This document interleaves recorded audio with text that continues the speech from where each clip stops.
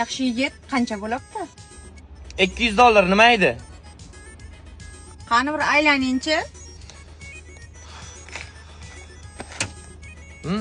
Ha, $200 qimmat emasmi? Doimiy klientlarga skidka yo'qmi?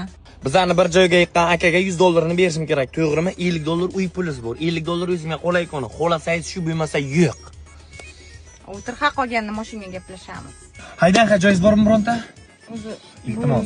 Borgandan kirib qolgansan. Bu yo'lga ishingiz bo'lmasin, meni o'tmishim bilan siz ketaylik joyingiz bormi yo o'zim uyimga borasizmi? O'zing haqingda gapirib yursang. Astag'firullah. Men Axi Abdullayeva degan bir qizni yaxshi ko'raydim.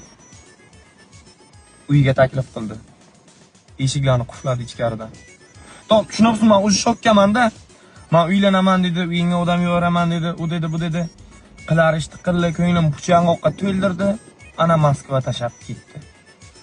Keyin uydagilarim pul topib ketib ko'cha chiqarib yubordi. Holi siz bilan holi boshqa qiz bilan to'g'risiz.